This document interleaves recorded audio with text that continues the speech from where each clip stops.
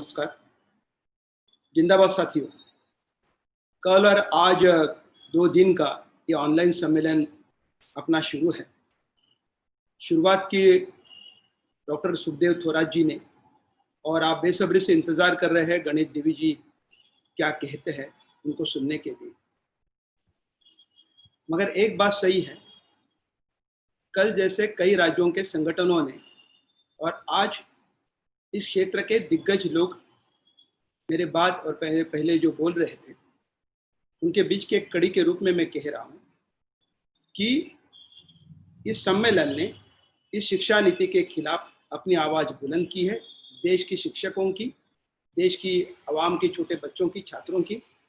और ये सम्मेलन कहता है कि एनईपी 2020 बिल्कुल खारिज करना चाहिए, उसे रद्द करना चाहिए। हम यूट्यूब पर देख रहे हैं और जो यूट्यूब पर देखते हैं इस क्षेत्र के बारे में, तो उन्हें पटना के खान सर तो पता होंगे, जिनको लोग बहुत युवा टीचर हैं और काफ़ी युवा छात्र जो यूपीएससी की तैयारी करते हैं, कॉम्पिटिटिव एग्जाम की तैयारी करते हैं, वो उनको सुनते हैं। उनका कल मैं यूट्यूब पर देख रहा था वीडियो, उन्होंने काफ़ी तारीफ की, कुछ कमियां भी बताई, मगर जिस ढांचे की, जिस रूप की उन्होंने तारीफ की, उस पर मैं आपका ध्यान आकर्षित करना चाहता हूँ। केवल खान सर नहीं, तो इस देश का परिवर्तन, इस देश की राजनीति केवल माध्यमों से होती है, इलीट क्लास से होती है, ऐसे मानने वाले सब लोग इस नीति के बहकाव में आए हैं। बहुत बारीकी से इस नीति को तय किया गया है एनईपी 2020 में। इसका ढांचा लुभावना है, मेस्मराइज करता है। इसकी भाषा तो भले भले लोगों को संभ्रमित करती है। तो इसमें अच्छी कौन सी बात है?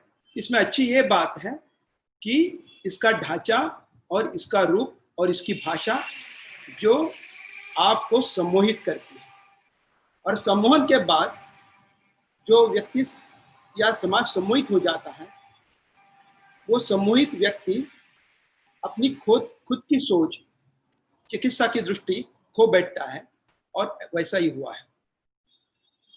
सम्मानीय गिरीश सामंत जी ने काफी विस्तार से मगर कम शब्दों में कहा है, तो मैं रिपीट नहीं करना चाहूंगा। मगर एक बात जाहिर सी है कि जिस शिक्षा का फ्री एंड कंपल्सरी एजुकेशन की बात सबसे पहले महात्मा फुले जी ने की थी, सबसे पहले आधुनिक शिक्षा की बात राजा राम मोहन राय जी ने की थी, उससे ये नया शिक्षा नीति कई कोसों दूर जा चुकी है। यह शिक्षा नीति कहती है कि परोपकार, फिलैंथ्रोपी, कि जो दानी लोग हैं उनके दान पर आगे की शिक्षा निर्भर हो जाए, वो सरकार के ऊपर ना देखे, ना कि अन्य साधनों पर। तो निजीकरण को खुला रास्ता दिया है, और जैसे कि निजीकरण बहुत व्यावसायीकरण होता है, निजीकरण से ये भी बात कहकर उन्होंने कहा है और पूरे रास्ते खोल दिए हैं। नंबर 1। नंबर 2 की परोपकार की बात, पूरी तरह से फिलैंथ्रोपिकल एजुकेशन, उनके ऊपर, पैसे के ऊपर ये चले। सबसे बड़ी बात इसमें और एक है, जो संस्कृति और परंपरा की बात ये नीति करती है, और संस्कृति और परंपरा की बात करते समय उन्होंने प्राचीन सनातन मूल्यों का उद्घोष किया है। उन्होंने आधुनिक मूल्यों का उद्घोष नहीं किया है। उन्होंने संवैधानिक मूल्यों की बात नहीं की है। उन्होंने बार बार हर पन्ने पर परंपरा की बात की है, सनातन मूल्यों की बात की है, हमारे प्राचीन जो कुछ व्यवस्था थी उनकी बात की है। हमें संविधान मिलने तक इस देश में जिस वर्ण व्यवस्था का राज था, मनुस्मृति का राज था, उसमें जो जो चीजें है वो उन्होंने कही है। और मनुस्मृति का शब्द प्रयोग यहाँ नहीं है, मगर मैं आप सबसे याद करा दूं कि एनईपी के बाद अयोध्या में जब मंदिर के उद्घाटन के लिए हमारे प्रधानमंत्री पहुंच गए, तो उनके साथ आरएसएस के मोहन भागवत जी थे, जिन्होंने मनुस्मृति का पहली बार नाम लिया। प्रधानमंत्री ने उन मूल्यों का उद्घोष किया। तो ये अब नया कानून आने वाला है कि एनजी गोरे कहा करते थे कि मनुस्मृति का राज खत्म हो चुका है, भीमस्मृति का राज शुरू है, मतलब संविधान का डॉक्टर बाबा साहब अम्बेडकर ने जो संविधान दिया है उसका राज शुरू है। मगर अभी भीमस्मृति को खत्म करके मनुस्मृति को शिक्षा के द्वारा स्थापित करने का काम उन्होंने तय किया है।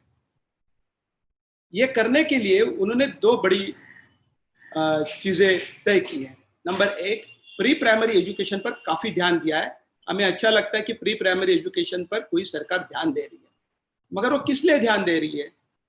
3 साल से लेकर 5 साल तक, 6 साल तक।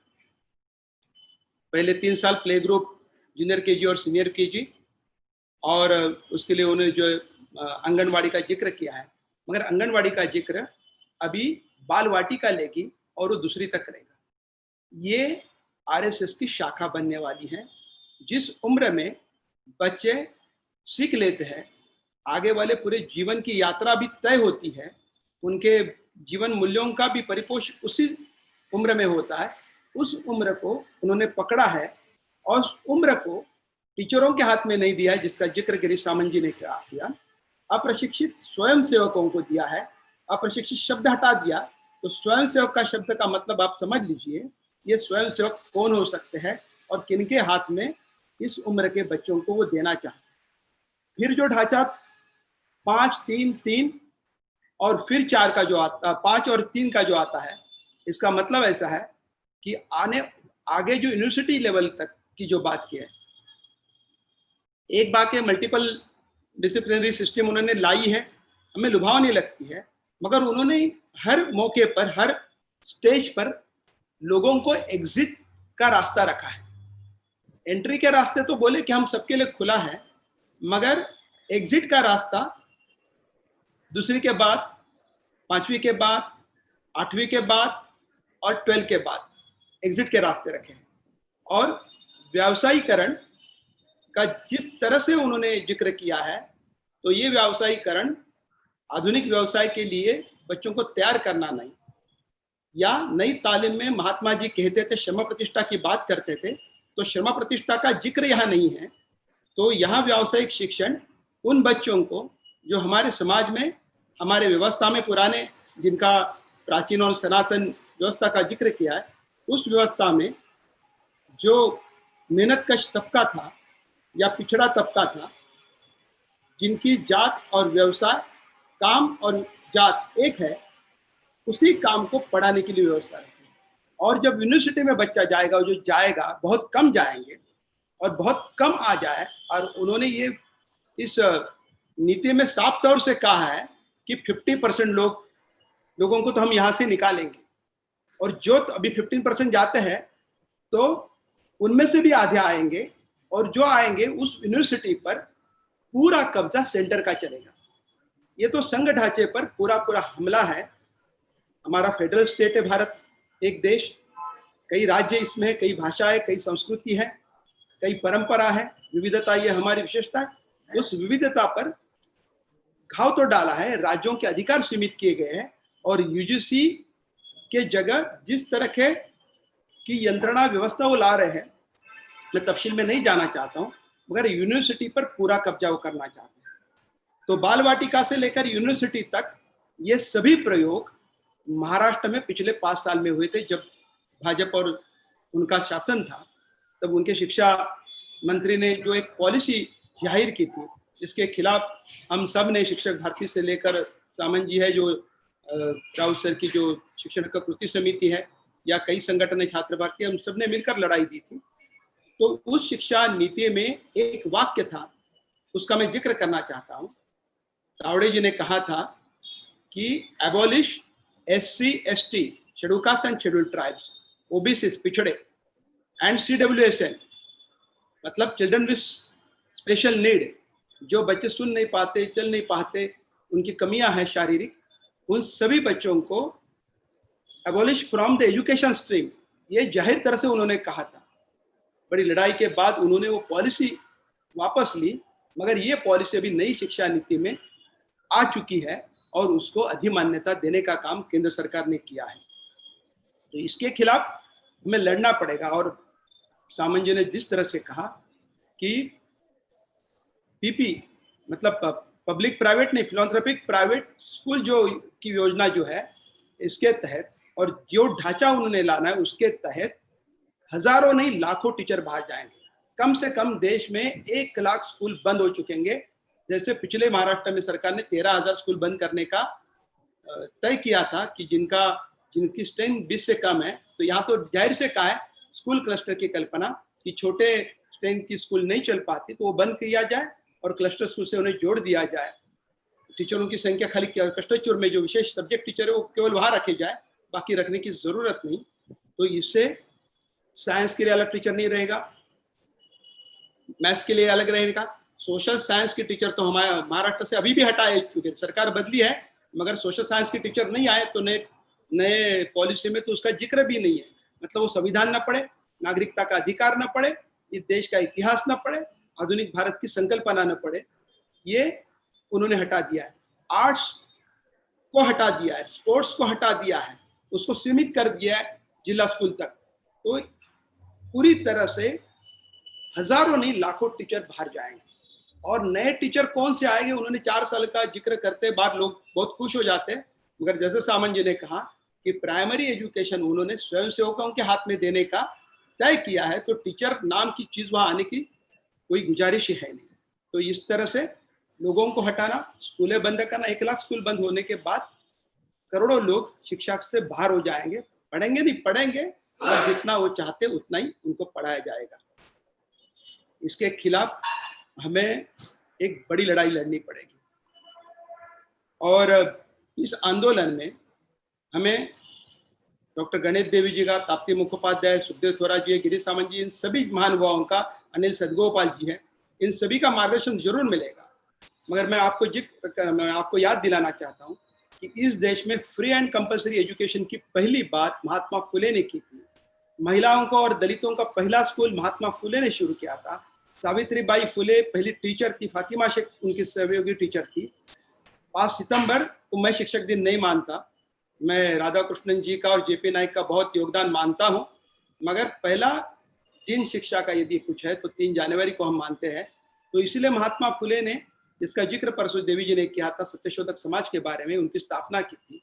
मुझे लगता है कि 24 सितंबर तक हम हर जिले में, देश के हर जिले में जाए, अपने हर राज्य में जाए और ये बात लोगों तक पहुंचाए। उसके बाद 24 से 2 अक्टूबर तक एक मुहिम चलाएंगे, हमारा डीपी बदलेंगे, डीपी पर हम रिजेक्ट एनईपी 2020 ये लिखेंगे। इस आंदोलन को किस तरह से और आंदोलन कर सकते हैं, ये सुझाव आपसे भी आने चाहिए। इसके बाद जो रेजोल्यूशन आएगा आखिरी में, उसमें भी कुछ जिक्र आएगा। मगर मैं आह्वान करना चाहता हूँ कि एक नए आंदोलन की खोज हमें करनी पड़ेगी और जिस दिन कोरोना वायरस का संकट दूर होगा उस दिन हमें जरूरत पड़ी तो रास्ते पर आना पड़ेगा, क्योंकि शिक्षा का अधिकार पूरी तरह से जाने वाला है। संवैधानिक मूल्यों को खत्म किया जा रहा है और जिसकी बात सामंत जी ने कहा, बहुत अच्छी तरह से बात की कि लोकतंत्र का जिक्र तक नहीं है।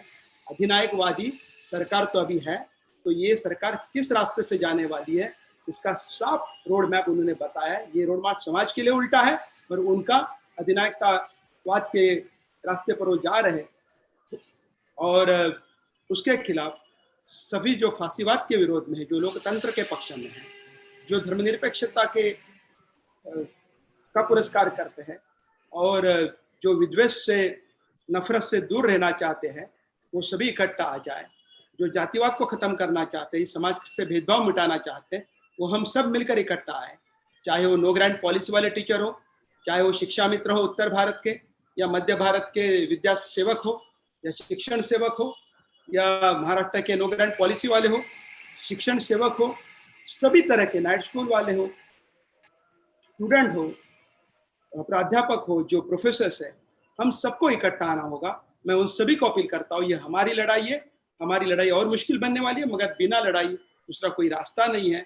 उसके लिए मैं आह्वान करता हूँ और मेरे बात को यहाँ ही विराम देता हूँ। धन्यवाद।